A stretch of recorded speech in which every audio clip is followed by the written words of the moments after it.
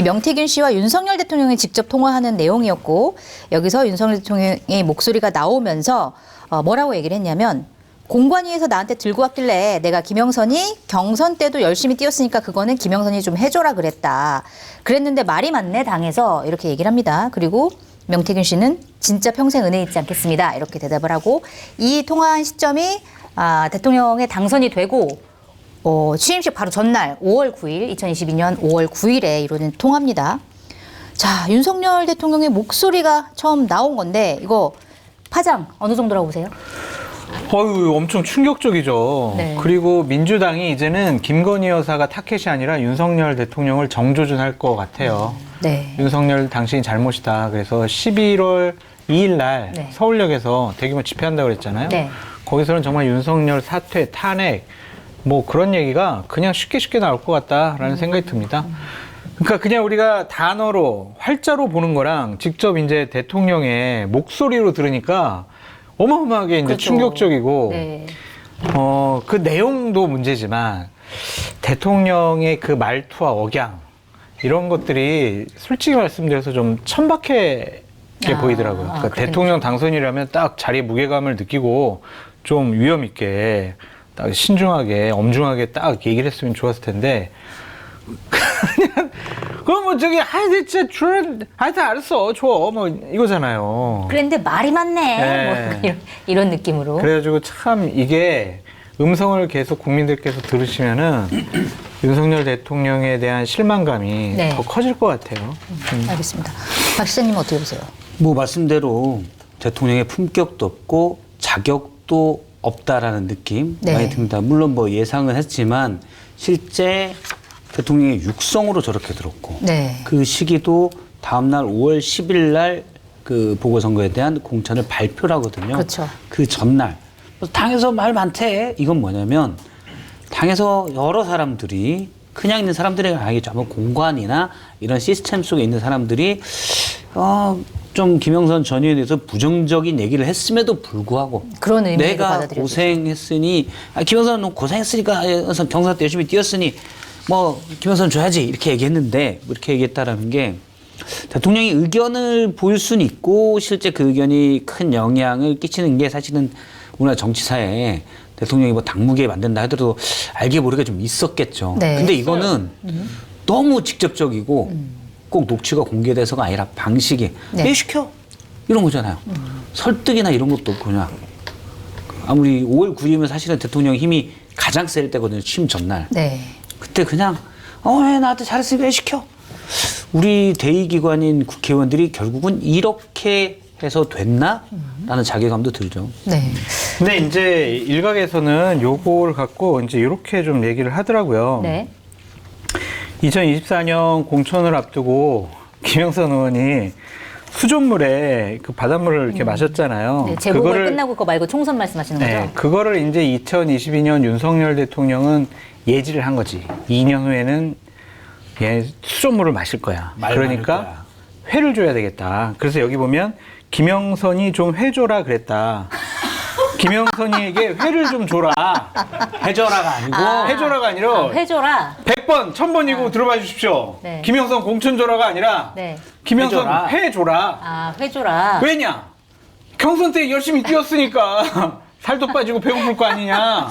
보니까 그러니까 해줘라. 나중에 수조 생선들이 헤엄치던 물을 먹더라.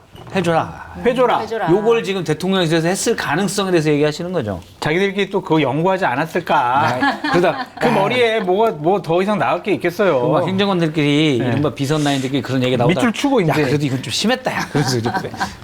회줘라. 회줘라까지는 우리가 할 수 없어라는 할수 없죠. 판단하에 안 했던 것으로. 근데 대통령실 해명이 전 솔직히 더 문제라고 봐요. 그럼요. 네, 어차피 대통령과 여사의 공천 개입 의혹은 시간이 지날수록 공개될 거라고 봤는데 네.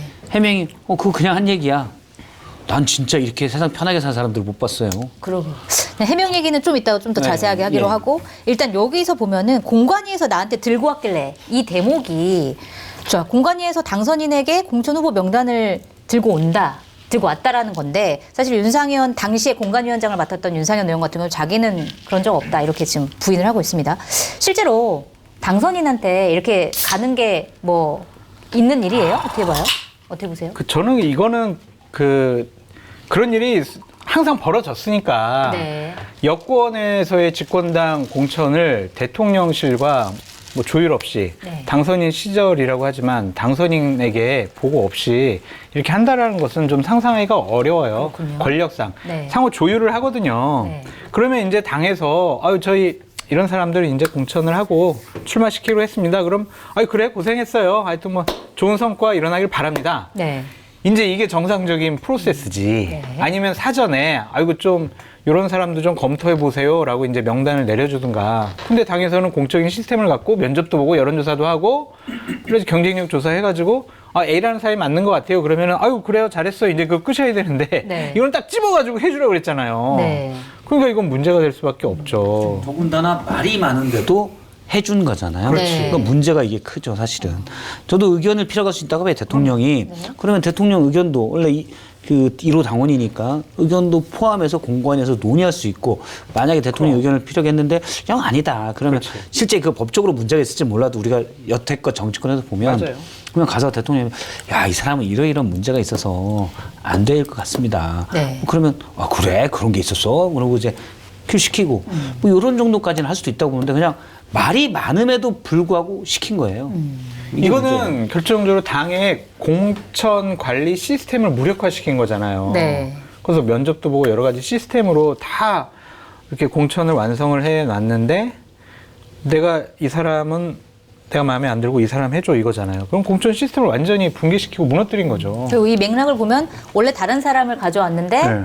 내가 김영선 시키라고 했어. 네. 그랬더니 말이 많네. 그러니까 네. 본인이 바꿨다는 뉘앙스가 여기 좀 들어가 있는 거라서. 그리고 그게 이제 문제가 더 됐거든요. 웃긴 게 뭐냐면은 네.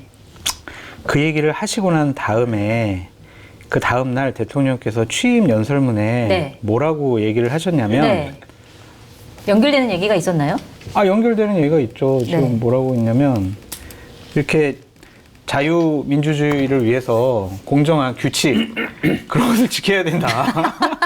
당무계에 말하자. 공정한 규칙을 지켜야 한다. 그게 자유민주사회 민주 시민으로서의 역할이다. 그래놓고 자기는 그냥 그 전날 줘 그냥 이렇게 하는 게 맞냐 그런 생각이 들어요. 모순적인 발언을 하셨다. 네. 심식 날에는. 그러니까 정확히 뭐라 하셨냐면 네. 모두가 자유시민이 되기 위해서는 공정한 규칙을 지켜야 합니다.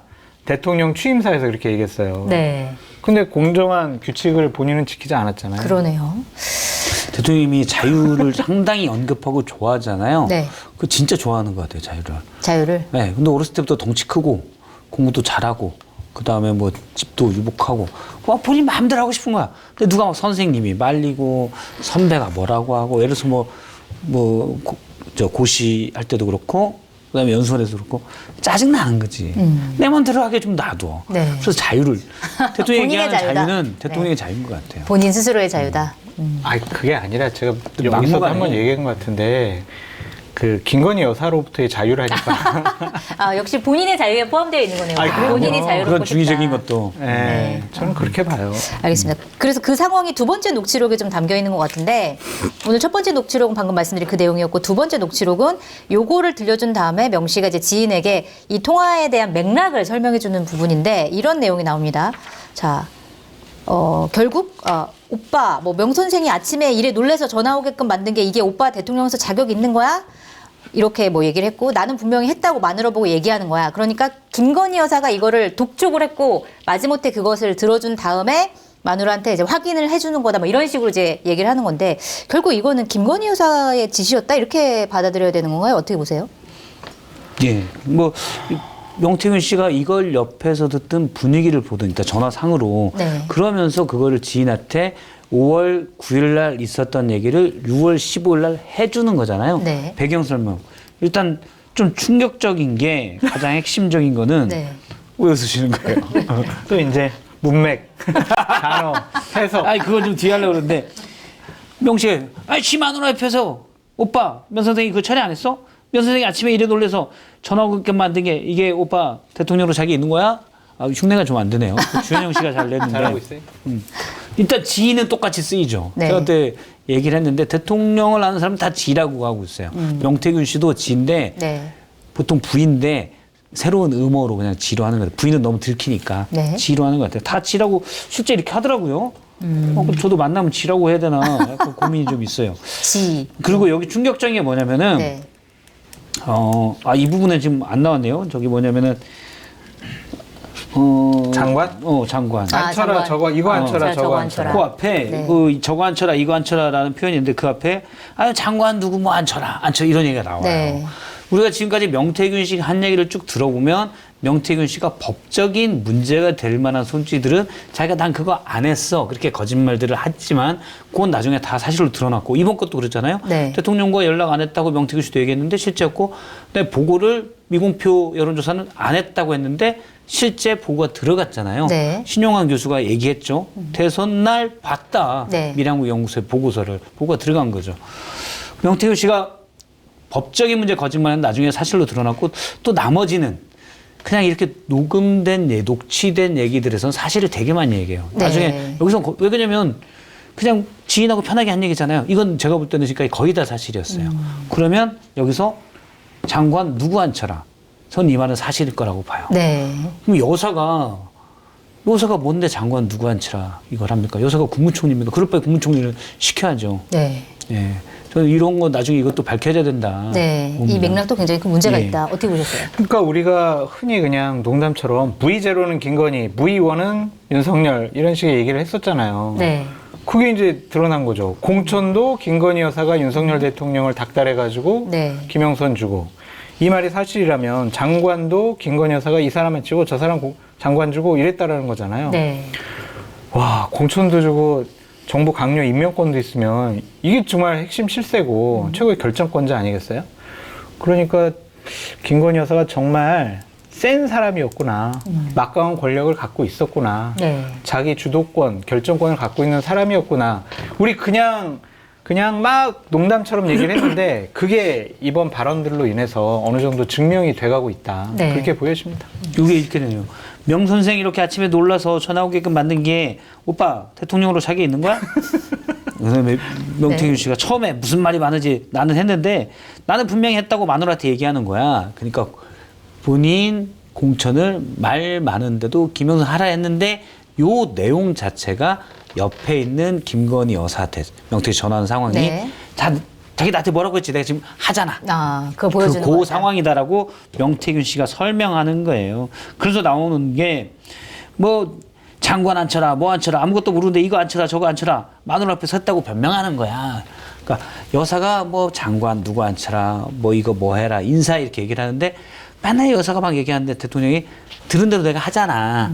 요걸 지금 한다라고 명태균 씨가 지인에게 설명하는 내용입니다. 네. 그럼 여기에 명태균 씨가 굳이 거짓말할 이유가 없지요. 네. 약간 과장된 표현은 있겠죠. 과장된 건 있겠죠. 그런데 이제 전체적으로 보면은 다 그냥 맞다고 봐야 될 것 같아요. 그 그 사실- 소문이 네. 저도 전해 들은 바지만 여사가 뭐 장관 누구를 추천을 하고 실제 후보자에게 후보자는 아니죠. 물망에 있던 인사들에게 뭐 전화도 하고 이런 소문들이 있었어요. 근데 네. 명태균 씨의 얘기를 들어보면 이게 소문이 아니었구나라는 생각이 드는 거죠. 그러니까 녹취록들을 쭉 살펴보면 어쨌든 윤석열 대통령의 목소리가 나온 거고 명태균 씨 같은 경우는 김건희 여사랑도 친하고 윤석열 대통령과도 연락을 계속 한 것 같고 양쪽으로 다 한 것 같은데 특히 이 공천 관련해서는 이게 최근에 녹취가 나온 게 5월 2일에 명태균 씨가 이런 얘기를 하잖아요. 여사님이 전화 왔는데 내 고마움 때문에 김영선 걱정하지 말라고 내 보고 고맙다고 자기 선물이래. 이런 말을 하잖아요. 그러니까 결국 이 공천은 윤석열 대통령이 지시를 하긴 했지만 김건희 여사가 선물로 주는 거다라고 하는 그 맥락이 형성이 되는 거고 그다음에 아까 우리 사전 방송에서 틀어주셨던 JTBC 보도를 봐도 어쨌든 권력자는 김건희 여사라고 나오는 거잖아요. 그렇죠. 거기서 그런 것들을 봤을 때 결국 공천이나 이런 거에 김건희 여사가 굉장히 많이 연루가 돼 있는 거 아니냐. 사전 방송 그것도 잠깐 얘기를 할까요? 너무 사전 방송에서만 네네네. 얘기해가지고 여기에 22년 6월에 명태균 씨가 막 소리 지르면서 얘기를 합니다. JTBC가 오늘 보도했던 건데요. 누구냐면 김영선 의원한테. 네. 이때는 현직 의원이잖아요. 6월 1일 보궐선거 때서 의원이 됐어요. 현직 의원인데 명태균 씨가 의원한테 2번이나 전화했어요. 2번이나 정리해달라고. 이게 누구한테 전화했냐? 김건희 여사한테 명태균 씨. 김건희 여사가 명태균 씨한테 전화했다. 네. 정리해달라고. 김건희한테 딱 붙어야 본인이 다음에 육선할 거 아닙니까? 아, 시키는 대로 해야. 어디 붙어야 먹고 산다고 내가 해도 C까지 아. 갔습니다. C. 말을 안 와, 들었고 하대하는 그러니까- 거죠. 하대. 하여튼 아니 5선인데 명태균 씨가 네. 이렇게 하대할 정도다. 그럼 명태균 씨의 위상도 알 수 있고 우리나라 5선 의원이 이렇게 누구에게 하대받는다는 거는 사실은 우리도 같이 부끄러워지는 거죠. 그렇죠. 그리고 사실 이런 내용이 전원으로만 전해졌었는데 지금까지는 그쵸. 실제 이렇게 음성이 나온 거는 이번이 처음인 것 같아요. 이렇게까지 그쵸. 거칠게 얘기하는 방식이. 그리고 보세요. 본인이 왜 판단합니까? 오야가 위에서 쏘락하면 쏴야지. 본인이 오야입니까?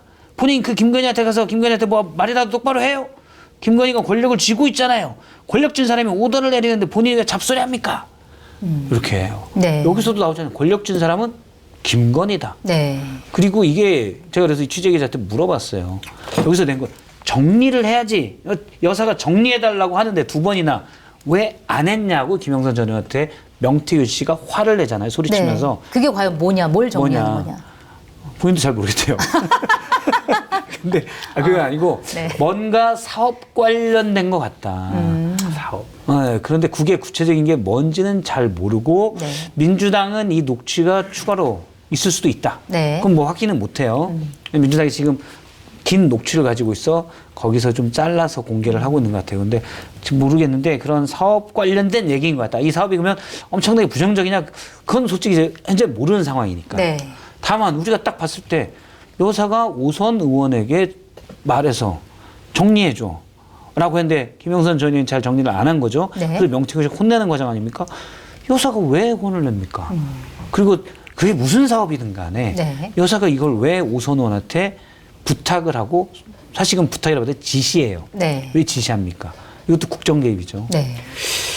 아니면 사업권일 수도 있고 아니면 국회 부의장 하반기 네. 21대 국회 부의장 하반기 네. 그거를 이제 김영선 의원이 무척 하고 싶어 했어요.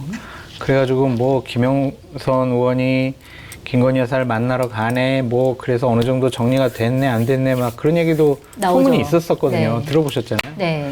그러니까 그 건도 아닐까. 김건희 여사 이번에는 좀 당신 하는 건 무리다. 막 그렇게 말렸는데 뭐 그럴 수도 있죠. 아니야 나는 진짜 부의장 하고 싶어요. 막 계속 그러지 않았을까. 실제로 나오지 않았었나요? 나왔는데 몇 네. 표 못 받았어요. 아. 그때. 세 명이 붙었던 것 같은데 그때. 네. 근데 만약 그렇다고 해도 그럴 가능성은 저는 충분히 있다고 보는데 그렇다고 해도 문제죠. 그거를 대통령이 해도 문제인데 여사가 그렇죠. 국회 부의장은 국회의원들이 투표로 뽑는 건데. 네. 그걸 아무 권한 없는 여사가 왜 코바나 컨텐츠 전 대표이사인 여사가 당신은 이번에 국회의장 하면 안 돼요. 누구 해야 되니까 그거 빨리 접으세요. 이런 얘기를 왜 합니까? 그러니까 그게 뭐든 이권 관련된 거든 사업 관련된 거든 네. 아니면 부의장 관련된 거든 어쨌든 국회 부의장 관여를 하는 것 자체가 관련된 것도 문제다. 저는 더 심각하다고 봐요. 네. 뭐 그냥도 아니고 부의장이잖아요. 부의장.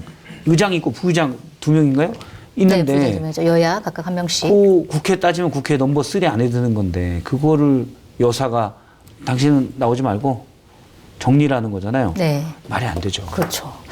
알겠습니다. 자, 그리고 사실 오늘 내놓은 대통령실 해명도 많은 논란을 좀 빚고 있는데 일단 윤석열 대통령은 당선인 시절에 공천을 보고받거나 지시한 적이 없다. 그리고 명태균 씨가 김영선 후보 관련해서 공천 얘기를 계속하니까 좋게 얘기한 것뿐이다. 그리고 그때 당시의 결정권자는 이준석 당시 대표, 윤세영은 당시 공관위원장이었다. 그리고 김영선 후보는 가장 경쟁력 있는 후보였다. 이런 취지인데 사실 뭐 이 해명이 맞다고 하더라도 기존의 대통령실에서 이제 윤석열 대통령은 명태균 씨랑 2021년 경선 이후로는 연락한 적이 없다라고 한 해명이 거짓말이었다라는 게 거짓말이에요. 밝혀진 거고. 그리고 사실 이 해명 자체가 좀 싹 그러니까 신뢰가 가기는 좀 어려워 보이는데 어떻게 평가하세요? 이 해명에 아니 대해서? 얼마나 자기네들의 해명이 스스로도 좀 옹색하고 궁색한지 네. 마지막에 이거잖아요. 이준석한테 물어봐라. 이준석이 그냥 이거는 뭐 별 문제 없다고 했는데 왜 우리한테 그러냐. 이거잖아요. 네. 언제부터 이렇게 이준석 대표를 신뢰하고 믿었는지. 그러니까 이준석 대표가 이 말미잘아 막. 그렇죠. 이건 내가 한 행동에 대한 해명이었는데 왜 그걸 당신들이 갖다 쓰냐 뭐 이런 취지라고 그러니까요. 하더라고요. 해명할 만한 게 없는 거예요. 해명을 할 수가 없는 게. 그러니까 그런 옹색함을 드러낸 건데 저는 차라리 저런 해명하려면 해명 안 하는 게 낫지 않았을까. 차라리 가만히 좀 가만히 있는 게 낫지 않았을까. 그런 생각도 좀 들어요. 네. 근데 이걸 누가 했겠어요? 대통령실에서 참모들이 그냥 쓴 게 아닐 거 아니에요. 자기들도 사실 오늘 민주당이 긴급 기자회견으로 발표해서 놀랐겠죠. 네. 뭔가 기사가 그 전에 떴기 때문에 와 뭐지 큰일 났네. 하지만 딱 보고 놀랐겠죠. 일단 어떻게든 대통령한테 물어봤을 거 아니에요. 네. 뭐 점심 오찬을 같이 먹었다고 하더라고요. 네. 대통령실 사람들이랑. 그래서 대통령이 야 그거 내가 그냥 듣기 좋으라고 한 거야. 자꾸 징징대니까. 아 그래 징징대니까 예 알겠습니다. 말이 됩니까? 그럼 잡무들이 그렇게 판단하고 얘기하는 대통령도 문제가 많고 네. 이 중요한 문제잖아요. 공천 개입 의혹이 사실로 확정적으로 되는 건데 그렇죠. 이거를 그냥 대충 얘기하고 그걸 또 그냥 대통령이 이렇게 됐다 우리는 그건 무책임한 거예요. 왜냐면 어차피 욕먹어봐야 대통령이 본인이 욕먹으니까 난 빠질래. 어차피 말도 안 통하고 지금 잡무들 다 그러고 있는 거예요. 네. 근데 참 제가 아까 또 잠깐 얘기해서 세상 편히 산다라는 생각이 들어요. 네. 바이든 얘기 나왔을 때는 아니야 날리면이야. 근데 미영태 씨 처음 나올 때는 두 번 경선 때까지 2번인가 만나고 뭐 했는데 경선 이후로 안 만났어. 그냥 대충 말해요. 또 하나 되게 해괴한 해명이 얼마 전에 있었잖아. 새벽 2시쯤, 네. 1시 반인가 2시쯤 김건희 여사가 이렇게 네. 계산책 산책. 했는데 왜 계산책 하냐 그랬더니 경호원들 야식 사주려고 그랬다. 네. 새벽 1시 반에. 그런 해명하는 수준의 사람들이기 때문에 네. 별 기대할 건 없습니다. 알겠습니다. 근데 뭐 이례적으로 좀 빨리 해명을 하긴 했는데 해명이 또 더 큰 논란을 낳고 해명이 또 지금 거짓말로 밝혀져 이런 일들이 계속 반복적으로 예전에 친오빠도 벌어지니까. 나왔고 네. 이제 친오빠가 아니라는 게 드러난 거죠. 네. 결국엔. 그 오빠 하는 얘기가 나오잖아요. 그때 오빠라고 얘기 안 한다. 네. 못 들어봤다. 막 여권 사람들이 여사가 대통령한테 오빠라고 하는 얘기는 난 못 들어봤다. 네. 이런 그런 얘기하고 실제 명태균 명태균 씨. 씨한테도 내가 물어봤었는데 네. 뭐라고 그랬냐면 그때 딱 그랬어요. 명태균 씨도 사실 이 부분은 경선에서 후보가 된 다음에는 그전엔 오빠라고 했는데 그 다음엔 오빠라고 안 했다. 그렇게 얘기하거든요. 여기서는 지금- 근데 다 오빠라고 나오네요. 지금 보니까 여사가 그런 거 따질 스타일도 아니에요. 그냥 오빠야. 기분 나쁘면 아저씨고 야겠지. 근데 뭐 저는 그게 큰 문제 없다고 봐요. 근데 해명이 이제는 정말 진실을 말해도 못 믿을 것 같아요, 우리가. 맞아. 그게 가장 큰 문제죠. 맞아요. 양치기 소년이네. 네. 양치기 아저씨라고 해야 되나? 죄송해요. 알겠습니다. 자, 그리고 오늘 사실 국민의힘에서는 뭐 별다른 입장이 안 나왔고 공식적으로 한동훈 대표나 추경호 원내대표도 이 사안에 대해서는 별다른 반응을 하지 않고 있습니다.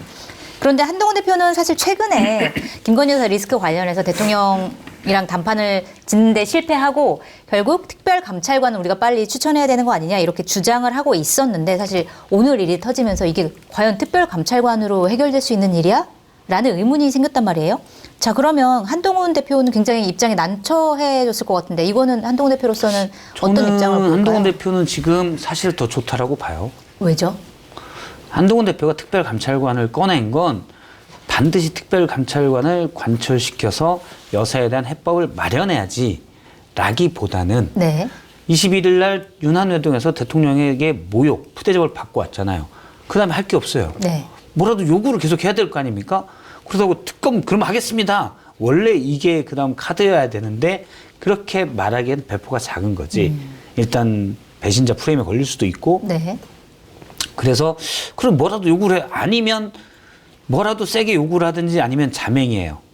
예? 백령도 같은 데 가서 네. 모래사장 이렇게 막대기로 윤석열 썼다 지우고 그것밖에 할 수 없는 지금까지 예전에 이런 일이 생겼으면 다 그렇게 했어요. 자맹으로. 네. 근데 한동훈 대표가 만약 자맹에 들어갔다 그럼 어떻게 했어요? 오지 마. 책상 빼. 이럴 수 있잖아요. 네. 그러니까 자맹도 안 돼. 뭔가 하는 게 딱 아이디어를 떠올린 게 특별감찰관이에요. 그냥 그 정도 얘기예요. 네. 근데 만약에 특별감찰관이 관철됐는데 대충 여론이 뭐 그래도 저건 했네 하면 한동훈 대표도 그냥 넘어갈 수 있는 거고 그 생각을 했겠죠. 네. 근데 민주당에서 절대 안 된다 그걸로 이건 특검이지 무슨 특감 같은 소리 하고 있냐 이렇게 해서 계속 일단 쟁점 이슈만 만들었는데 네. 한동훈 대표도 이걸로 해결 안 된다는 거 알 거예요. 이제 다음 단계 특검으로 갈 수도 있겠네요. 근데 이렇게 그러면. 되면 특검에 대한 명분 네. 한동훈 대표로서는 사실은 이 선택할 수 있는 폭이 좀 더 넓어졌죠. 넓어졌다. 배신자 프레임에 덜 갇히죠. 네. 대통령이 워낙 누구도 배신할 만한 일을 하니까 그러게 되는 거죠. 알겠습니다. 특검에 대한 명분을 저 쌓아준 거다. 한동훈 대표에게 이렇게 말씀하셨습니다. 한동훈 대표 입장은 어떨까요? 박성태 실장님 잘 분석해 주셨고 정확하게 잠깐만 앞으로 저기 소장이 먼저 분석해요. 나 그렇게 훨씬 편한 것 같아. 나보다 출연을 똑같이 받는데 분석하면 내가 제가 좀 적게 봤습니다. 똑같이 받아요. 장사님 말이 맞는 것 같습니다. 이렇게 나도 해야 되겠어. 아주 정확하게 분석해 주셨어요. 네. 끝이에요? 네. 아, 뭐라도 말씀해 주셔야죠. 덧붙일 말이 없는데, 네. 그러니까 그게 좀 아쉬운 부분이 있는 거예요. 네. 그러니까 한동훈 대표가 100일 기자회견 때 조금 더 강하게 그 전에 했던 얘기들에게 한 단계 더 높은 수준의 네. 김건희 여사에 대한 조치를 요구를 했으면 오늘 이 사건이 터지잖아요. 그리고 내일 또 운영이 있고 계속 민주당에서 터트릴 거란 말이에요. 네. 그럼 확실히 대통령실은 주눅 위축될 수밖에 없고 여기에 주도권은 한동훈 대표가 가져갈 수가 있었는데 네. 어제 100일 기자회견 때 약간 주저하고 멈칫하고 미적거리는 모습 보였단 말이에요. 네. 그러니까 그 부분이 좀 아쉬운 거예요. 그때 확 치고 나갔으면은 네. 오늘 더 확실하게 본인이 여러 가지를 이끌어 나갈 수 있는 근거가 되고 명분을 확실히 만들 수 있었는데 좀 안타깝더라고요. 저는. 근데 이게 문제가 앞으로 더 커질 게 그 얘기를 하더라고요. 지금 사실 아침에 나온 대통령이 5월 9일 날 김영선 해줘. 고생했는데 뭐 말들이 많대. 근데 해줘. 그다음에 여사가 대통령 자격이 없어. 오빠 왜 그래? 요게 충격적이잖아요. 네. 근데 이게 그러면 어떻게 나온 거냐. 명태균 씨를 보좌하는 어쨌든 특정인을 얘기해서 거의 뭐 사실상 특정이 되긴 했는데 네. 명태균 씨도 누군지 알고 있다고 했잖아요.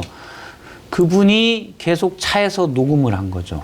그럼 앞으로 나올 게 더 많다. 블랙박스 정도로 네. 예상이 되는데 내부에 블랙박스 자동으로 녹음이 그거 되잖아요. 녹음이겠네. 그러면 차에서 다 얘기한 게 다 들어가는 거죠. 네. 그러면 이 사람이 요 지인한테, 그러니까 자기 수행하는 분한테 얘기했을 수도 있고 다른 분이랑 통화한 내용도 블랙박스에 들어갔었잖아요. 목소리 네. 크게 얘기하면. 그러니까 여기에 계속 쌓일 수가 있는 거죠. 그런데 조금 전 JTBC에 나왔던 이 녹취. 네. 이 녹취는 블랙박스가 아닌 것 같아요. 아니죠. 그거는 너무 소리가 선명하던데? 선명해. 네. 네. 네. 그래서 이 녹음을 들어본 사람들의 일단 판단이에요. 추정이고 별도의 고품질 녹음기를 쓴 것 같다. 아하.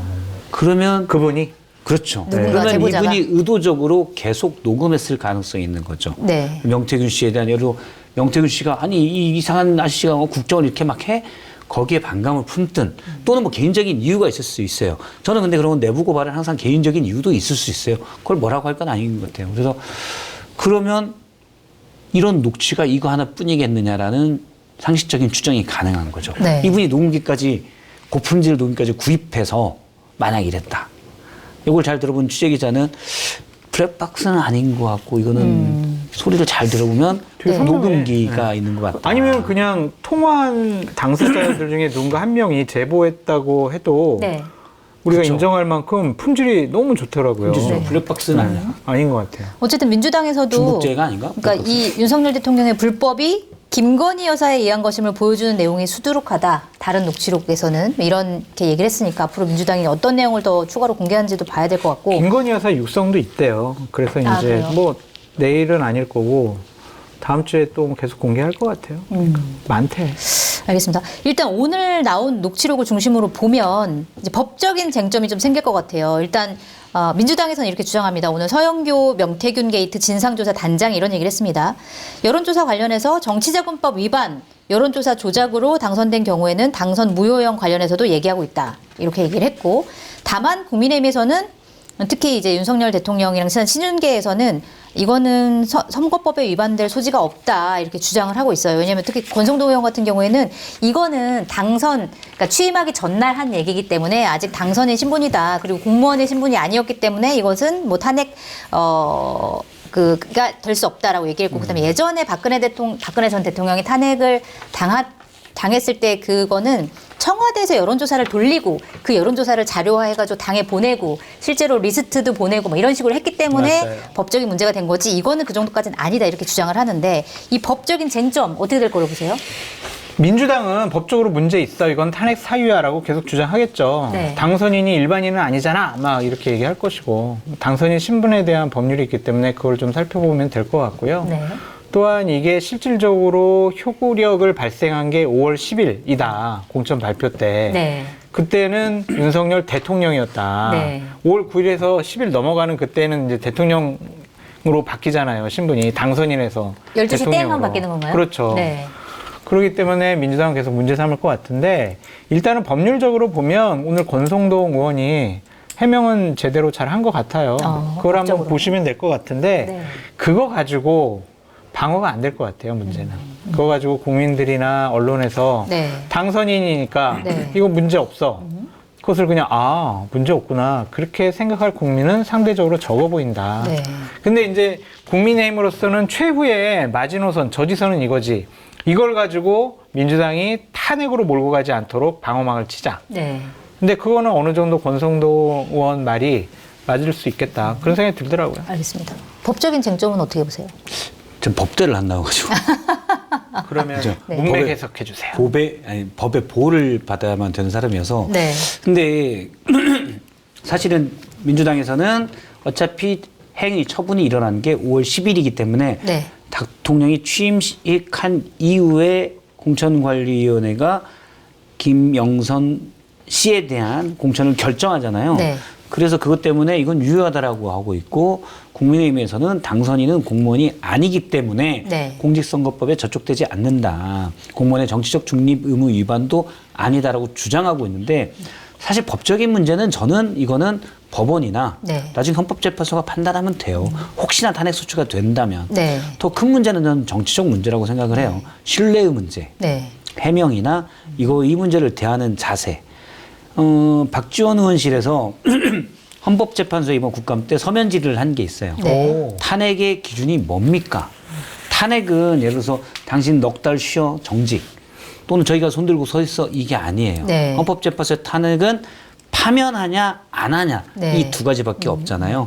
그러니까 탄핵 소추가 2번 있었잖아요. 노무현 전 대통령은 법 위반은 맞지만 파면할 정도로 중대한 건 아니다가 됐었죠. 그렇죠. 네. 당시도 공무원의 정치적 중립이 의무 위반이었는데 박근혜 전 대통령은 충분히 탄핵할 만한 법 위반이라고 판단한 거예요. 네. 근데 법 위반에서 뇌물수수, 뭐 다른 헌법기관의 권한 침해, 뭐 권력 남용 여러 가지가 있습니다. 이거는 지금 제가 말씀드린 건 헌법재판소가 박지원 의원실의 질의에 답한 내용입니다. 네.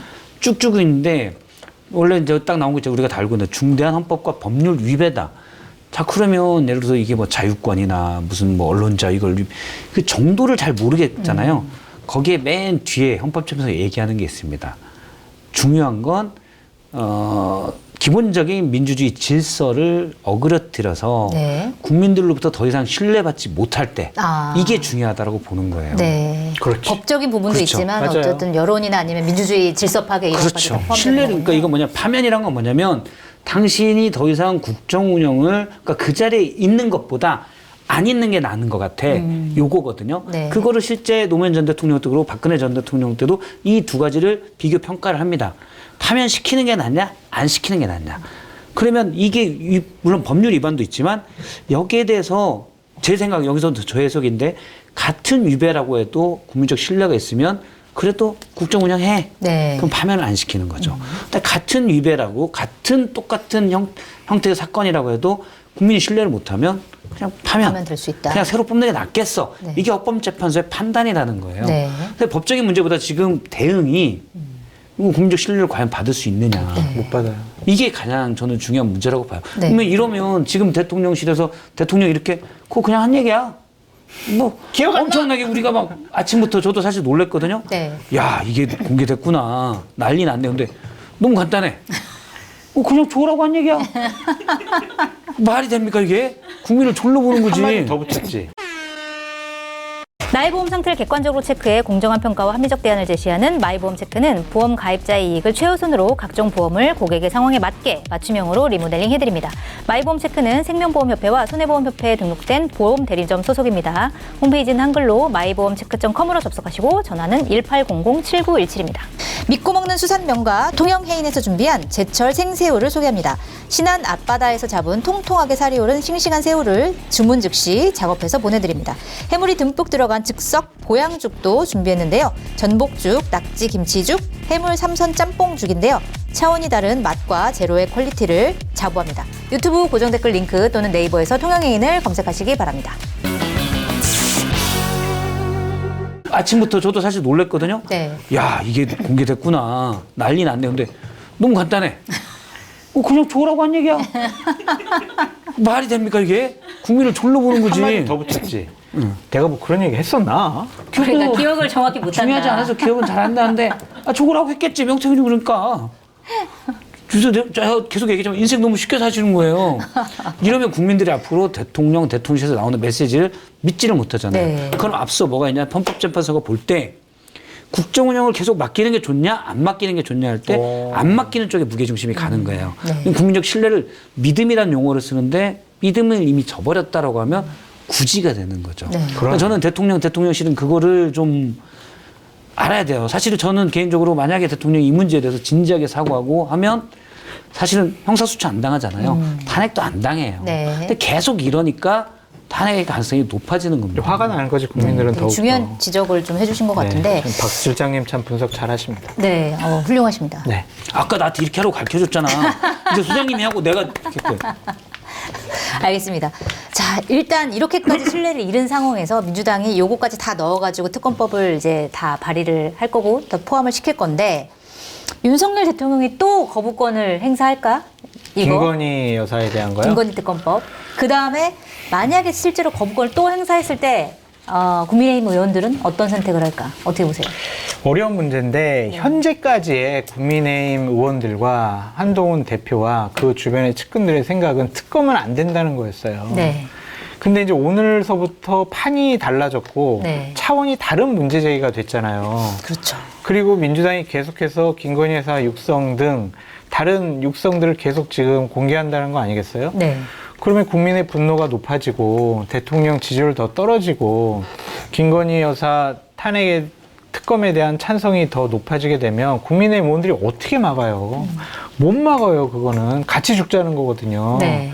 그래서 저는 권성동 의원이 오늘 법리적으로 설명을 잘 하셨지만 그 목소리는 소수가 될 수밖에 없을 것 같아요. 네. 본인들도 앞으로 정치를 계속 해야 되잖아요. 역사적 기록에 남는단 말이에요. 홍준표 대구시장 같은 경우에는 아이 뭐 저기 검사하다가 처음 정치해보고 대통령 돼가지고 저러한 이상한 사람들한테 엮여가지고 했는데 오늘 이거 잘 극복하시면은 아주 더 그냥 좋은 대통령으로 남을 수 있어요. 마음 굳건히 잡수세요. 막 이런 식의 얘기를 하더라고요. 네. 과연 그게 국민의 감정과 맞는 얘기를 하는 것이냐 그런 생각이 들거든요. 네. 그런 분들은 점점 소수가 될 것 같다. 목소리를 제대로 내지 못할 것 같다. 네. 그래서 더욱더 마일리지처럼 쌓이게 되면 어쨌든 99,999마일에는 우리가 미국 갈 비즈니스 좌석표를 공짜로 못 얻지만 네. 1마일만 더 추가되면 바로 비즈니스 공짜로 갔다 올 수 있단 말이에요. 네. 지금 그 1마일만 채우면은 국민의힘 의원들도 한동훈 대표도 이거는 우리가 방어 못하겠습니다. 김건희 여사건만큼은 대통령을 보호하기 위해서라도 이번에 정리하고 가야 됩니다. 그럼 우린 특검을 찬성할 수밖에 없습니다. 여러분 자유투표하십시오. 양심껏 빵 네. 이렇게 터뜨릴 수가 있겠죠. 알겠습니다. 아까 한동훈 대표의 선택의 폭이 더 넓어졌다고 평가하셨는데 실제로 동의합니다. 동의하세요? 아니 그렇게 얘기하면 안 된다니까. 라스트 똑같이 일 왜 말 하세요? 아주 좋았어요. 라스트 일 말 좋았어요. 근데 제가 그 친한계 이게 공통된 의견은 아닌데 네. 한 분에게 물어보니까 그런 얘기를 하더라고요. 만약에 민주당이 지금 대통령 지지율 떨어졌고 오늘 나온 얘기도 있고 민주당이 좀 더 제한된 범위에서 지금처럼 13개 아니고 나름 협의할 수 있는 안을 가지고 왔을 때 그러면 한동훈 대표가 소극적으로 이걸 받아들이는 게 좋냐. 네. 그냥 배신자 프레임을 조금은 피하는 거죠. 자, 예전에 21일 날 윤한 대동 때 한동훈 대표가 한 얘기가 있습니다. 내가 30명의 의원을 설득해서 이 특검 안에 찬성하지 말라고 설득했다. 네. 근데 또 오면 내가 선제적 조치가 없으면 못 막는다 이렇게 얘기했잖아요. 근데 그때는 본인이 막았었는데 예를 들어 안 막으면 추가 내표가 나올 수도 있다고도 생각할 수 있잖아요. 네. 그렇게 소극적인 방법을 택한 거냐? 아니면 그냥 한동훈 대표가 자체 특검법을 발의해서 어차피 특검이 통과될 거라면 네. 그렇게 가는 게 맞냐? 네. 근데 그분이 친한계 어떤 뭐 주류인지는 주류긴 주류인데 공통된 의견인지는 모르겠는데 특검이 갈 바에 주도적으로 가는 게 맞다. 아, 우리 나름의 특검 법안을 발의하는 게 그렇죠. 낫다. 네. 끌려가는 것보다 한동훈 대표가 차라리 대립각을 명확히 대통령과 짚고 그냥 먼저 치고 가는 게 맞지 않겠냐. 네. 끌려가봐야 솔직히 남는 게 뭐 있냐. 이런 분위기가 있어요. 네. 그리고 한동훈 대표의 100일 기자회견 내용을 보면 그 얘기가 계속 나옵니다. 우리가 선도해서 이 표현을 많이 써요. 네. 그래서 저는 사실은 한동훈 대표가 상황이 여의치 않으면 그럴 수도 있는 거를 밑자락을 까는 게 아닌가라는 생각도 들어요. 저도 그렇게 생각해요. 한동훈 대표가 사실은 특검을 도저히 방어할 수 없다. 그럼 먼저 치고 나가는 게 난 맞다고 생각해요. 네. 네. 차라리 그럼 방어하다가 특검법을- 네. 패한 전쟁이니까 이런 거죠. 대통령과 민주당이 만약 있어요. 한동훈 대표가 여기서 지금 이러고 있는데 갑자기 이렇게 막 왔어요. 그럼 여기서 이렇게 하느니 여기로 갑자기 쓱 가면 되는 거예요. 네. 그냥 자리를 옮기면 된다. 자리를 살짝만. 그래서 제가 내부터 한동훈 대표는 여당이라고 생각하지 말고 요당 정도로 해라. 요당, 야당 아니고 여당. 야당이라고 하기도 좀 요당. 뭐하니까. 네. 우리가 이제 작년에 많이 다뤘었지만 양평 고속도로 노선 변경과 관련해서 김건희 여사 일가 뭐 가족들 땅이 거기 많이 있다고 했잖아요. 네. 뭐 이제 어쨌든 토지 보상금도 받을 수가 있고 여러 가지 개발 사업 때문에 많은 이득을 얻을 수가 있잖아요. 그런 것들이 작년에는 막 원희룡 장관이 국회에서 막 잘 막고 여러 가지 권력이 셀 때니까 그리고 네. 김건희 여사에 대한 의혹이 이렇게 드러나지 않았으니까 그냥 국민의 관심을 받다가 그냥 사그라졌는데 지금 막 이 부분에 대해서 돈 문제로 접근을 하게 되면은 정말 더 큰 의혹이 있다라고 생각을 해서 네. 이거는 김건희 여사에 대한 여러 가지 문제점 거기에 더 추가가 될 수 있을 것 같아요. 이 양평 고속도로. 그러니까 옛날에 우리가 그냥 한 번씩 스쳐갔던 일들이 네. 이제 와서는 대단히 이제 중요한 일이 돼버린 거가 될 수가 있을 것 같아요. 네. 그러니까 예를 들어서 권익위, 검찰 다 여사의 디올백 문제에 대해서 정말 말도 안 되는 결정을 하잖아요. 탄핵사유에 헌법재판소가 얘기한 탄핵사유에 그런 것도 있습니다. 다른 기관들의 다른 국가기관들의 권한을 침해할 때 네. 예를 들어서 만약에 권익위나 이쪽에 대통령실에서 어떤 지시를 내리거나 이래서 그것 좀 되게 잘 막아줘.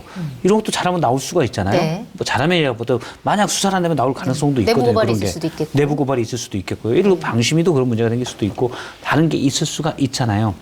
그러면 대통령이 국민의 신뢰를 받고 있는 상황이라면 정말 진심으로 반성하고 사과하고 신뢰를 받으면 뭐 그럴 수도 있지. 원래 힘 있는 사람들이 그런 거 조금씩 하잖아. 이렇게 하고 넘어갈 수도 있어요. 네. 저는 뭐 거기에 대해서 크게 법대로 그렇게까지 할 건 없다라고 생각을 해요. 너무 법적으로 확 잣들하는 건. 근데 이렇게 되면 그거 하나가 당신은 정말 헌법을 엄청나게 중대한 위배했어가 되는 거죠. 네. 훨씬 더 커진다. 지금은 그 후자 상황이에요. 후자에서도 아주 큰 상황입니다. 알겠습니다. 자, 그리고 사실 명태균 씨의 여러 가지 의혹들이 너무나 다방면으로 뻗어나가기 때문에 이게 감을 잡기가 쉽지 않은데 일단 명태균 씨 문제를 좀 정리를 해보면 첫 번째가 공천 개입. 윤석열 대통령과 김건희 여사의 공천 개입 문제가 있고 근데 그거 드러났죠. 여론조사 조작이 있고 그것도 드러났죠. 그다음에 창원 산단 개입 문제가 있고 그것도 세 어느 가지 정도 드러났죠. 큰 틀이라고 생각을 하면 이 세 가지 중에서 어떤 게 가장 큰 문제라고 봐야 될까요? 저는 일단 공천 개입과 여론 조작이 중요하다고 봐요. 네. 창원 산단은 일단 현재 명태균 씨가 미리 알았다 건데 이권과 되는 거는 조금 더 이제 봐야 될 것 같아요. 네. 그 두 가지 어떻게 보세요? 다 문제예요. 근데 결국에는 국민들이 최종적으로 분노의 정점을 찍는 거는 네. 권력을 이용을 해서 만약 이권에 개입을 했다. 아니면 또 다른 이득을 취했다라고 그러면 이거는 못 막아요. 그래서 아직은 드러난 게 없지만 한겨레에서 지금 열심히 막 파고 보도하고 계시더라고요. 네. 그 부분이 만약 한두 명이라도 미리 땅을 샀다. 그래서 이득을 얻었다. 네. 그런 것이 나타나게 되면은 걷잡을 수가 없을 것 같아요. 세 번째 것도 사실은 굉장히 폭발력이 네, 크다. 네, 그렇죠. 알겠습니다. 좀 지켜보도록 하고요. 자, 이제 한동훈 대표 취임 100일 기자회견 평가를 좀 해보도록 하겠습니다. 저는 아직은 그게 안 나왔는데 네. 오늘 나온 녹취에 앞서 오전에 그게 있잖아요. 장관 누구 앉혀라. 네네. 인사 개입. 인사 개입. 정말 여사가 그러니까 무슨 어디 저기 공공기관의 뭐 감사 워낙 낙하산이 많으니까 그거야 뭐 그러다 쳐요. 이것도 정말 부적절한 건데 그렇다 쳐요. 근데 장관이면 옛날로 따지면 정승 판서잖아요. 네. 이걸 그냥 여사가 누구 앉혀 이거는 거의 우리가 조선시대 초기로 돌아간 거죠. 그러면 세종 세- 이후에는 없었어요. 세 가지에 더해서 인사 인사 개입 개입. 네 개를 만약에 해야 되겠네요. 그러면. 그게 지금 딱 단초가 오늘 처음 나왔거든요. 네. 거기서 나오면 그건 그때 진짜 국민들이 공분할 것 같아요. 제가 한번 한겨레에 누구를 소개시켜 드릴게요. 네. 그러면은 초창기 이제 대통령실이 꾸려졌을 때 얼마나 말도 안 되는 일이 벌어졌는지 오, 소개시켜 주세요. 생생하게 알 수가 있을 거예요. 증언으로 네. 하면. 네. 저도 그 얘기를 듣고 정말 경악을 했는데 하여튼 김건희 여사가 이제 대통령실에 네. 직원들 이렇게 좀 뽑고 하는데도 상당히 많은 영향력과 권한을 좀 갖고 있지 않았느냐라고 네. 볼 만한 증언들이 있어요. 그것도 저는 이제 곧 터질 거라고 봐요. 알겠습니다. 세상에 비밀이 없잖아요. 저도 비슷한 얘기를. 들으셨어요? 저는 원래 여사가 장관 추천에 개입했다. 네. 그 얘기를 들어서. 아, 그러면 JTBC한테 주지 마시고 한겨레에 주시기 바랍니다. 근데 이거를 특정인을 얘기해버리면 네. 그분이 이제 처음에 그 당사자가 얘기를 권해서 제가 전해 들은 건데 네. 당사자가 너무 난처할까 봐 아직은 얘기를 않고 있는데 근데 전해는 사람한테 사실 허락을 받아야 되니까. 네. 허락을 받고 알려주시기 그래서 바랍니다. 그걸 제 나름으로 개인적으로 취재를 했었는데 아, 여권 하셨구나. 관계자가 그 얘기를 하더라고요. 그러니까 장관 설마 그 초창기 얘기입니다. 지금부터 거의 거의 한 10개월 전 얘기. 제가 그런 얘기를 들었던 게 뭐 아니 그건 아닐 걸. 뭐 대통령실이나 이런 데는 많이 한 걸로 알고 있어. 거기 여사가. 부과되는 내용이 또 있구나. 여사가.